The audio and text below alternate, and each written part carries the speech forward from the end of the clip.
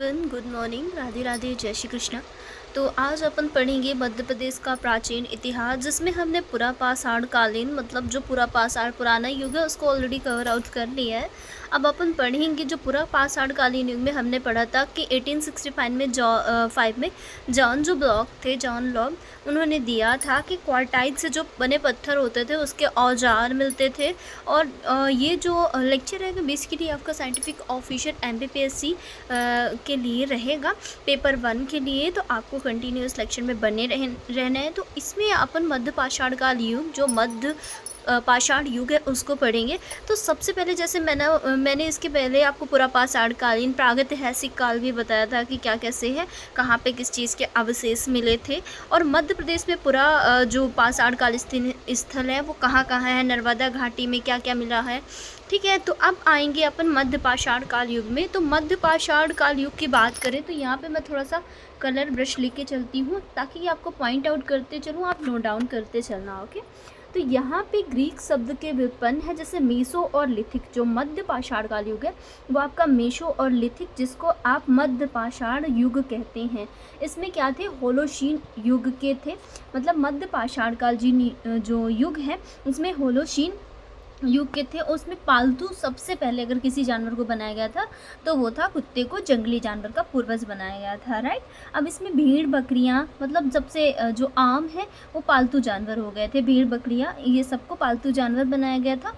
और यहाँ पे जो रहते थे वो गुफाओं में और खुले मैदानों पर कब्जा करने के साथ साथ अर्ध बस्तियों में भी रहने लगे थे, क्योंकि इसके पहले जो हुआ था पुरा पाषाण काल।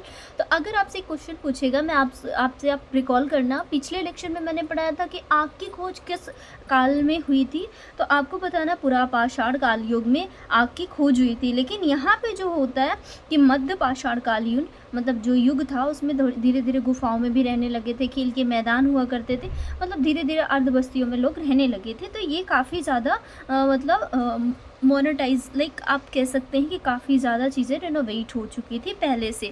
अब जैसे कि जो आपका मध्य पाषाण कालीन युग है, मैं यहाँ पे आपको पॉइंट आउट करती चलती हूँ कि मध्य पाषाण काल युग में मृत्युपरांत जीवन में विश्वास रखते थे। मतलब कोई भी मृत्यु हो जाता था, डेड बॉडी के साथ बहुत सारी खाने की चीज़ों को रखा जाता था, खाद्य पदार्थों को। उनको लगता था कि ये मतलब डेड बॉडी होने के साथ साथ भी इनमें सर्वाइव कर सकते हैं, इनमें जीवन हो सकता है। ठीक है, तो इन्हें जो लोग थे इन्होंने जानवरों की खाल से कपड़े पहनना शुरू कर दिया था। पुरा पाषाण काल में ऐसा कुछ नहीं था, उन्हें इस चीज़ का ज्ञान नहीं था, लेकिन जो मध्य पाषाण है उन्होंने कपड़े पहनना शुरू कर दिया था। राइट, अब यहाँ पे मध्य पाषाण काल स्थल है जो मेन है, आपके एग्ज़ाम ओरिएंटेड है। इस चीज़ को आप ज़रूर ध्यान में रखिएगा कि मध्य पाषाण कालीन युग के जो है स्थल है वो कौन कौन से हैं। तो सर्वप्रथम जो आदमगढ़ है होशंगाबाद में, ये RB जोशी द्वारा खोजी गई गुफा शैल चित्र है। तो आदमगढ़ गुफा शैल चित्र के बारे में ज़रूर पढ़ लेना, क्योंकि ये आपके एग्ज़ाम में कभी कभी पूछ लेता है। फिर सबसे इम्पॉर्टेंट सेकंड है भीम बैटिका। तो भीम बैटिका जो रायसेन में है, इसको किसके द्वारा खोजा गया था, इसमें कितनी गुफाएं मिली थी, तो विष्णु श्रीधर वाकणकर के द्वारा खोजी गई थी और 500 गुफाएं मिली थी। और ये जो मैं कंटेंट आपको प्रोवाइड कर रही हूँ, ये टॉपर्स नोट मैंने अमेज़ॉन से मंगाई थी। आप भी अगर आपको ये नोट्स चाहिए तो आप मुझे DM कर देना व्हाट्सएप में, या फिर आप मुझे डायरेक्टली कमेंट करना यूट्यूब पे आपको मैं लिंक शेयर कर दूँगी। ओके, जिससे आप ये बुक परचेज़ कर लेंगे। तो यहाँ पे सिंगरौली जो है, सिंगरौली में भी मारा की गुफाएं, बाग में जो बाग गुफाएं वो धार में हैं, कुंजन की गुफाएं। और मध्य प्रदेश में कुंजन जो है सीधी जिले में एक स्थित नव पाषाण काल स्थल है। तो नव पाषाण काल में आपने क्या क्या पढ़ा, कौन कौन सी गुफा खोज हुई, क्या क्या ट्रस्ट करते थे किस चीज़ में लोग। तो सबसे पहले यहाँ पे कुत्ते और भेड़ बकरी को पालतू जानवर बना लिया गया था। गुफाओं में अर्ध बस्तियों में लोग रहने लगे थे और डेड बॉडी के साथ साथ बहुत सारी चीज़ें रखते थे खाने पीने की, मतलब वो फूड मटेरियल रखते थे, इसलिए क्योंकि उनको लगता था कि कहीं ना कहीं यहाँ पे जो मरने के बाद भी लोगों में जीवन होता है। तो इसलिए ये मध्य पाषाण कालीन स्थल में क्या रखते थे, अपनी ये जो चीज़ें हैं रखते थे। ठीक है, अब नव पाषाण काल में आ जाते हैं कि जो मध्य प्रदेश में नव पाषाण काल स्थल है तो वो मैंने आपको बता दिया। अब मध्य प्रदेश में नव पाषाण काल क्या है, इसको आगे लेक्चर में मैं आपको कंटिन्यू करूँगी, तो आप बने रहिएगा। अगर वीडियो पसंद आता हो तो प्लीज़ मेरे चैनल को सब्सक्राइब कर दीजिएगा और वीडियो को लाइक एंड शेयर ज़रूर करिएगा। ओके, सो या लेट्स मूव अगेन। यहाँ पर लेक्चर कंटिन्यू करेंगे। अब आ चुके हैं नेक्स्ट पॉइंट में। पॉइंट है आपका मध्य प्रदेश में नवपाषाण काल, राइट। तो नवपाषाण काल में क्या हुआ था कि जो आपका 7000 से 4000 ईसा पूर्व, मतलब बिफोर क्राइस्ट, मतलब बर्थ ऑफ क्राइस्ट, BC ईसा पूर्व, इसका काल है 7000 से 4000 वर्ष पूर्व। नवपाषाण काल जो युग है, इसके मतलब 3 स्टेप दिए गए हैं। इनको 3 स्टेप में डिवाइडेशन किया गया है। जैसे कोई भी जिसमें कोई भी धातु उपकरण नहीं मिला, वो पहला चरण था। और जिसमें लिमिटेड जो मात्रा में औजार मिले थे तांबे और कांसे के, वो सेकंड युग है। और इसमें जो इसकी मेन विशेषता है, इसमें लोहे का उपयोग है, ठीक है। तो आपको ये भी पॉइंट आई होप क्लियर हो चुका होगा। ये इसमें तीनों चीज़ें मेंशन की गई हैं। अब हेलोसिन जो होलोसीन युग है, होलोसीन युग मध्यपाषाण काल युग को ही बेसिकली कहा गया है। जैसा कि मैंने आपको स्टार्टिंग में पॉइंट आउट किया था कि होलोसीन युग के थे ये जो मध्यपाषाण काल युग है। तो इसमें इसकी शुरुआत के समय दुनिया के कई हिस्सों में जो कल्चरल है, मतलब ये सांस्कृतिक परिवर्तन होने लगे थे, कल्चरल जो चेंजेस होने लगे थे, जिसमें नवपाषाण कालीन जो संस्कृतियां हैं उनका विकास हुआ था, ठीक है। ओके, यहाँ पे नेक्स्ट पॉइंट पे अपन बात करेंगे कि होलोसीन जो युग है वो नवपाषाण कालीन में कैसे शुरुआत हुई थी और इसमें कल्चरल जो परिवर्तन होते थे वो कैसे होने लगे थे। तो हिम युग की जो समाप्ति है उसके बाद प्लास्टोसीन से होलोसीन युग में संक्रमण के दौरान दुनिया के कई हिस्सों में जो क्लाइमेट है, क्लाइमेट चेंज भी देखी गई। ओके, फिर यहाँ पे नेक्स्ट पॉइंट दिया गया है। ये चीज़ें जितना भी कंटेंट मैं आपको प्रोवाइड करी हूँ टॉपर्स के नोट से ही लिया है बेसिकली मैंने। तो आपकी MPPSC साइंटिफिक ऑफिसर के लिए पेपर फर्स्ट MP GK के लिए काफ़ी ज़्यादा हेल्पफुल क्लास रहने वाली है। ओके, सो नेक्स्ट पॉइंट पे बात करेंगे कि दुनिया भर में जो गर्म जलवायु है, क्या है गर्म जलवायु, जिससे जानवरों और पौधों की आबादी और प्रकृति में उनके जो भी वितरण है, डिस्ट्रीब्यूशन में मतलब बदलाव आया है। आप कह सकते हैं कि जो क्लाइमेट चेंज हुआ है, जिसमें जब बहुत सारी चीज़ें सक्सेशन होती है और कंपटीशन होता है बहुत सारी स्पीसीज़ के बीच में, तो ये दुनिया भर में जो गर्म जलवायु है उसकी शुरुआत हो चुकी थी यहाँ मध्य पाषाण काल युग में, ठीक है। नेक्स्ट पॉइंट पे अपन बात करेंगे कि नेक्स्ट पॉइंट पे क्या कह रहा है कि इस पर्यावरणीय जितने भी इन्वायरमेंटल इशूज़ हुए थे, चेंज हुए थे, उसमें नवपाषाण संस्कृतियों को बहुत ज़्यादा प्रभावित किया था, ठीक है। इसके मतलब कुछ हद तक जो नवपाषाणकालीन लोग थे उनके जीवन को भी बहुत अधिक प्रभावित किया था।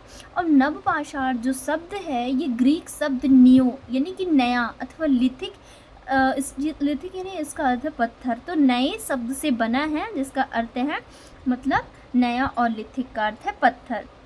तो ये किसके द्वारा शब्द दिया गया था ये भी इम्पॉर्टेंट है, इस पॉइंट को ज़रूर नोट डाउन करना। अब जितने भी काल मैंने पढ़ाए पुरापाषाण, प्रागैतिहासिक, कि किसको कौन से जो साइंटिस्ट थे किसने कब क्या शब्द दिया था, तो जैसे मैंने बताया था मध्यपाषाण कालीन कैसे बना था, किसने दिया था, तो ये सारी चीज़ें आपको ध्यान में रखना है। 1865 में सर जॉन लॉक थे, उनके द्वारा, जॉन लॉक के द्वारा ये शब्द दिया गया था। और इसमें नवपाषाणकालीन संस्कृतियाँ, नव यानी कि जो नया हुआ, पुरापाषाण ये पुराना पाषाण काल था, नवपाषाणकालीन में जो ग्रामीण और कृषि संस्कृतियाँ थी उन लोगों को धातु उपकरणों का ज्ञान नहीं था, मतलब कोई भी जो मैटर होती थी, धातु होती थी, उनका कोई भी इंस्ट्रूमेंट का कोई भी नॉलेज नहीं था।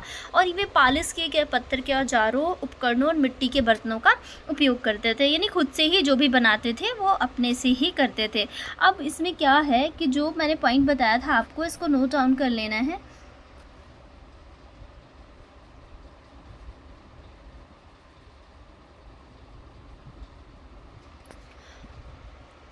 अगर कुछ भी इस चीज़ में रिनोवेट हुआ है तो यहाँ पे हुआ था कि नवपाषाण काल में मनुष्य जो है उसने खेती करना स्टार्ट कर दिया था। क्या करना, खेती, और जानवरों को पालतू बनाना शुरू कर दिया था।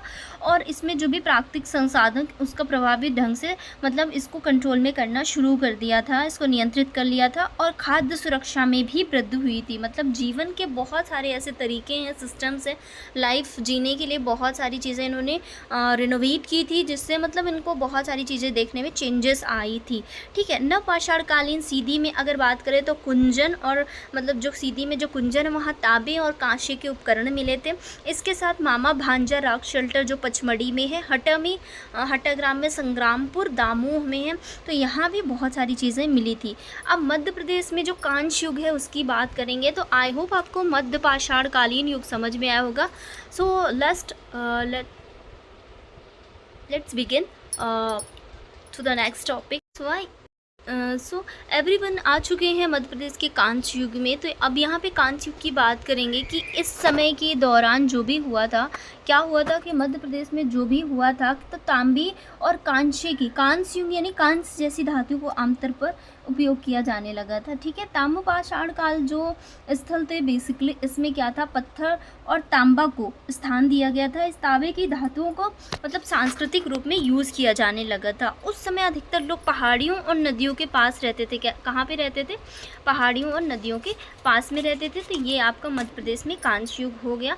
इसके बाद नेक्स्ट पॉइंट पे अपन पढ़ेंगे कि कृषि का विकास भी इसी काल में हुआ। जो मध्य प्रदेश का कांस्य युग है उसमें ही कृषि का विकास हुआ। इसके बाद सिंधु घाटी जो सभ्यता है यानी 2700 ईसा पूर्व से लेके 1900 ईसा पूर्व तक का समय था। तो सिंधु घाटी सभ्यता का समय टाइम पीरियड ज़रूर पूछा जाता है, इसको आप पॉइंट आउट कर लेना। ओके, तो इस काल में जो औजार बनाने के लिए तांबे और पत्थरों का उपयोग किया गया था। किसका उपयोग किया गया था? तांबे और पत्थरों का उपयोग किया गया था। कृषि का भी उपयोग किया गया था और कई लोग बुनाई कताई से भी परिचित थे। तो कांस्य युग कांस्य युग के अवशेष कहाँ कहाँ से मिले तो बहुत ही इंपॉर्टेंट है। मैं नेक्स्ट पॉइंट पे आपको लेके चलूँगी, तो आप लोग बने या अब नेक्स्ट पॉइंट पे आषाढ़ युग के बारे में पढ़ेंगे। तो कांस्य युग के बारे में मैंने बताया कि जो एरण है वहाँ सागर में कांस्य युग के औजार मिले थे, जिसमें 2000 ईसा पूर्व से 700 ईसा पूर्व तक मिले थे।